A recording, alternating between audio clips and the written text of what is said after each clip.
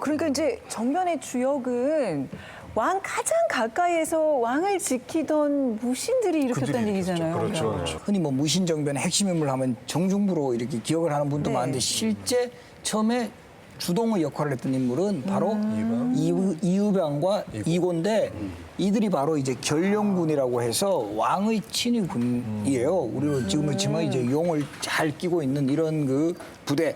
그리고 직급을 보면 산원이라고 나오는데 이 관직으로 치면 정팔품.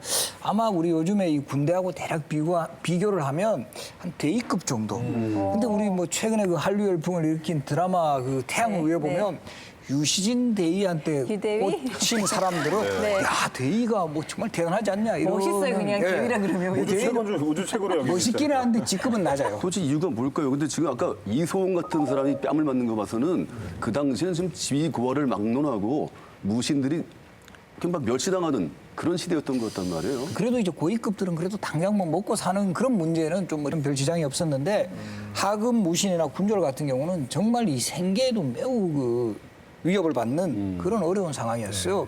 특히 이때 고려시대는 군인전이라 그래가지고 군인이 군역을 담당하는 대가로 지급을 받는 토지가 있었는데 이 군인전도 이 제대로 이제 뭐 이렇게 지급을 받지 못하고 뭐 관리에게 뺏긴다라든가 뭐 또 군방이라든가 이런 데서 이제 군인전을 가져가 버리니까 또 여기에 더해서 군역의 의무 이외에 또 이 무렵 되면 각종 국가의 토목사업 같은 데 많이 동원이 돼요. 그러다 보니까 대가는 없고 할 일은 계속 많고 이런 속에서 불만이 아주 크게 쌓여갔던 거죠. 근데 이제 이방과 이호가 지금 이제 아까 하급 무사, 뭐 대위급 뭐 이 정도라고 하셨는데, 그러니까 사실 이제 그들만의 힘으로 이렇게 이 정변을 이 거사를 치르기에는 사실은 좀 파급력이 떨어질 수 있잖아요. 그래서 이 최고위급 그 무신을 전면에 내세울 그런 계획을 이미 세워놨어요. 그래서 바로 섭외 들어갑니다. 바로 이 정변 일어나기 4개월 전 이 이의방과 이고가 접근을 한 사람이 바로 정중부예요. 정중부한테 이런 얘기를 하죠. 문신들은 기고만장에 취하도록 펌하시는 반면 무신은 모두 배고파 죽을 지경이니 도저히 참을 수 없습니다. 그때 정중부가 오케이.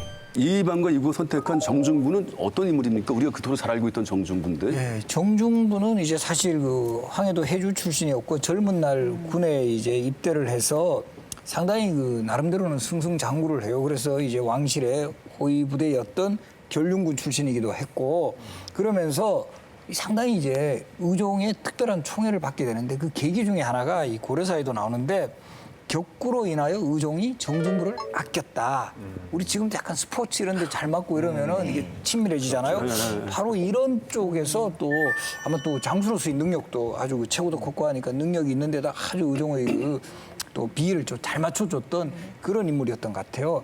그래서 이 기록에 보면은 그 당시 개성의 궁궐인 수창궁의 북쪽에 이제 문이 있었는데 이것은 왕명으로 이 출입 금지다 이렇게 됐는데 정중부는 이곳을 제멋대로 드나들었고 그래서 그 당시에 고려시대 감찰기관인 어사대에서 이 문제를 지적을 하고 이거 이제 이렇게 하면 안 됩니다 했지만 의종이 얘는 그냥 프리패스다 통과시켜라 이렇게 될 정도로 아주 그 총애했던 그런 인물이에요. 아니, 이렇게 사랑받고 진짜 신임받던 이렇게 잘 나가던 분이 진짜 왜 하급무신하고 뭐가 불만이 있으셨어요? 그런데 정중부는 그 당시 무신들 가운데에서 조금 이력이 다른 점이 있습니다.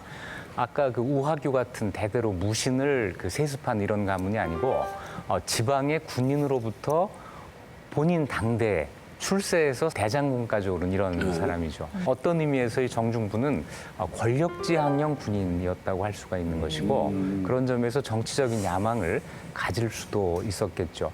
게다가 인종 때 일입니다만 이 정중부가 문신들에 대해서 좀 좋지 않은 감정을 가질 만한 사건이 한번 일어납니다. 사건이요? 무슨 사건이요? 그 사건을 이야기하기 전에 먼저 이 정중부의 그 외모가 어떻게 기록되어 있는지를 먼저 좀 아실 필요가 있어요.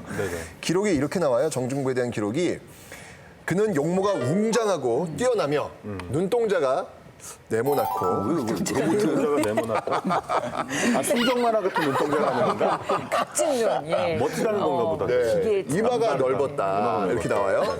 살결이 희고 그 다음에 포인트예요. 뭐냐면 수염이 아름다웠으며 이 수염 아름다운 게 이게 쉬운 게 아닙니다. 이거 그냥 놔두면요 아주 지저분해지는데 수염이 아름다웠더니 그만큼 아끼고 관리했다는 이야기죠. 찰랑찰랑했나 보다 수염이. 그러니까요. 예. 그리고 신장이 7척이나 되어 그를 바라보는 것이 두려울 정도였다. 그림이 그려지시죠? 네. 그런데 이 새파랗게 젊은 문신 김돈중이라는 사람이 있어요. 이 김돈중이 실수로 이 정중부의 수염을 태운 거예요. 아이고. 실수인 척 이렇게? 네. 네. 생각해보세요. 그 아름답게 엄청 공을 들였을 그 수염을 태운 이 김돈중. 정중부가 너무 화가 난 거예요. 화가 그래서 나가. 아야. 때린 거예요. 진짜로? 그러니까 김돈중이 맞고 네. 아빠 때렸어. 아빠한테 이른 거예요. 그 아빠가 누구냐면 아빠 누구예요? 바로 삼국사기의 저자 김부식입니다. 무식이군요. 네, 김부식이 그 얘기 듣고 장갑 꼈겠죠. 형을 해가지고 정중부한테 벌을 주도록 한 거예요. 정중부가 열받으면 하죠. 이방과 이고가 제대로 된 섭외, 포섭을 한 건 맞네요. 그죠? 지금 보니까 정중부가 지휘를 하고 자기들은 행동대장을 맡는 그런 모양새니까 꽤 괜찮은 모양새예요. 네, 그렇습니다. 그 이방이나 이과 같은 그 하급 무신들은 위로는 그 정중부 같은 사람들이 갖고 있는 불만을 잘 알고 있었고 또 아래로는 군인들이 아주 그 고생을 하면서 동원되고 또 불만을 가지고 있고 이런 것도 알고 있었기 때문에 그 중간다리 역할을 하기에 아주 적절한 위치에 있었다고 할 수 있습니다.